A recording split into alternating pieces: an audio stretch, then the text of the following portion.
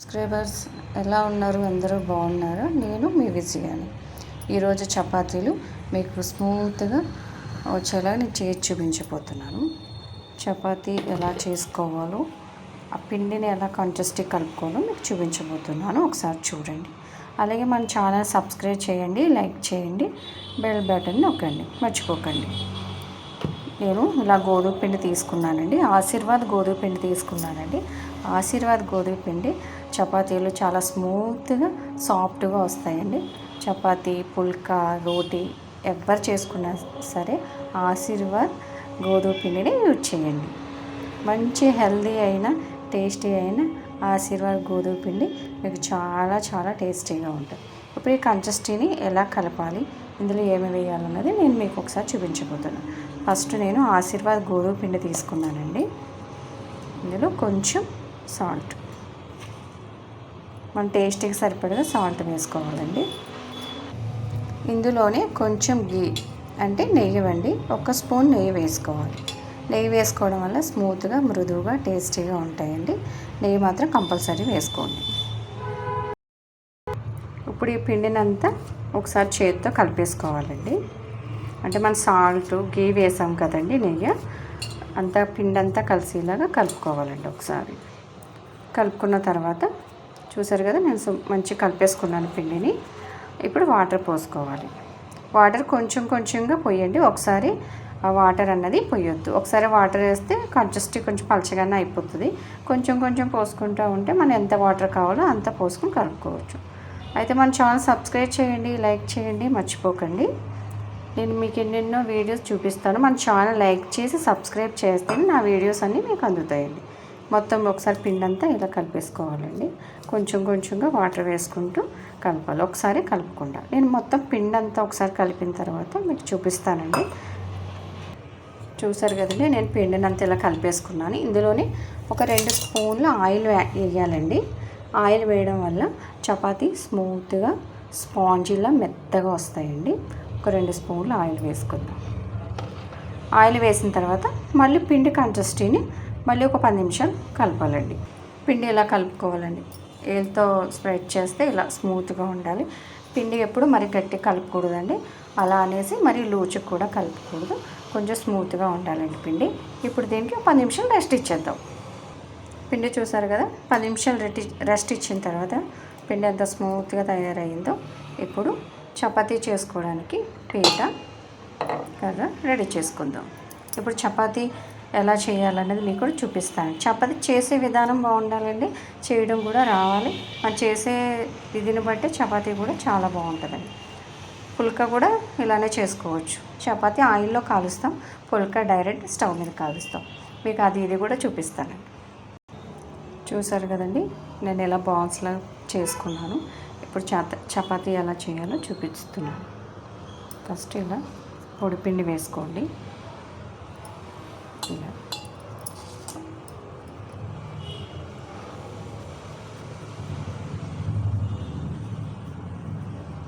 ఇలా ఇలా అనడం వల్ల మీకు చపాతీ రౌండ్ రౌండ్ నీట్గా వస్తుంది అన్నమాట. చూసారు కదా,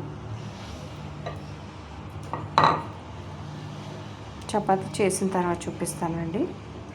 చూసారండి, ఒక చపాతీ నేను చేశానండి. ఇప్పుడు సెకండ్ చపాతీ చేయబోతున్నాను. ఇలా పొడిపిండి అద్దిన తర్వాత ఇలా ఇలా అనాలండి.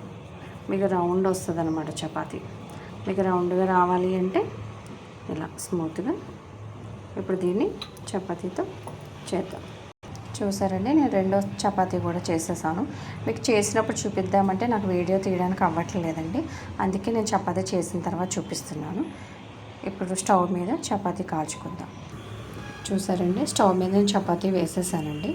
ఇప్పుడు దీన్ని ఎలా కాల్చాలి చూపిస్తాను. మీకు చపాతీ చూపిస్తాను, అలానే పుల్కాని కూడా చూపించేస్తానండి.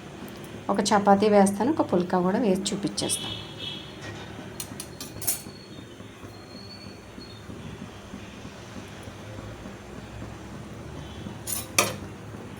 పైన చిన్న చిన్న బాల్స్ లాగా చపాతీ రావాలండి, అప్పుడే మనం చపాతీని తిరిగేసుకోవాలి.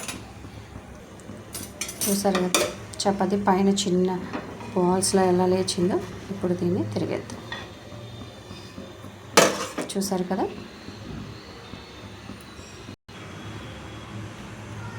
చూసారండి చపాతీ మీకు ఎంత స్మూత్గా ఎంత మంచి కలర్లో అయిందో. ఇప్పుడు దీన్ని తీసేద్దాం. ఇప్పుడు సెకండ్ చపాతీ వేసానండి, రెండో చపాతీ.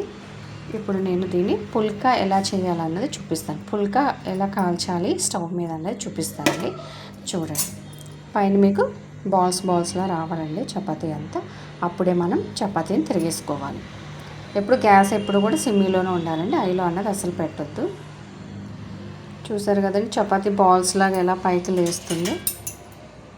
చూసారు కదా, చపాతీ బాల్స్లా లేస్తుంది. ఇప్పుడు మనం డైరెక్ట్ స్టవ్ మీద కాల్చుకోవాలి. ఇప్పుడు ఈ చపాతీని తీసుకొని ఇలా చూసారా, ఇలా చేస్తే పుల్కా అనమాట. పైకి వెళ్ళలే పొంగిందో చూసారు కదా, స్టవ్ ఆఫ్ చేసేది. ఇది పుల్కా. చూసారా ఎంత స్మూత్గా వచ్చిందో. ఇప్పుడు ఈ పుల్కా, ఇది చపాతీకి మనం ఆయిల్ యూజ్ చేస్తామండి. పుల్కాకి ఎటువంటి ఆయిల్ యూజ్ చేయము. ఇందులో అసలు ఆయిల్ అన్నది ఉండదండి, హెల్త్కి మంచిది. మీకు చపాతీ కాలితే చపాతీ, పుల్కా కాలితే పుల్కా చేసుకోండి. ఎంతో స్మూత్గా ఉండే చపాతీ పుల్కా రెడీ. ఇప్పుడు ఇందులో మీకు బంగాళదుంప కర్రీ, టమాటా కర్రీ, పప్పు ఏదైనా చాలా చాలా బాగుంటుంది.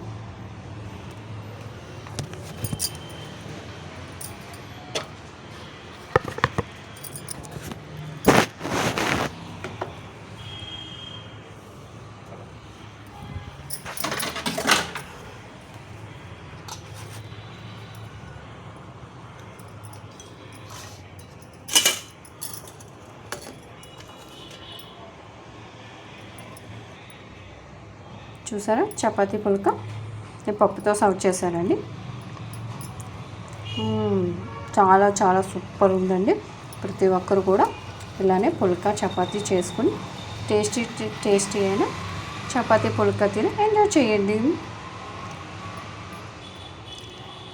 మన ఛానల్ సబ్స్క్రైబ్ చేయండి, లైక్ చేయండి, మర్చిపోకండి. Bye bye.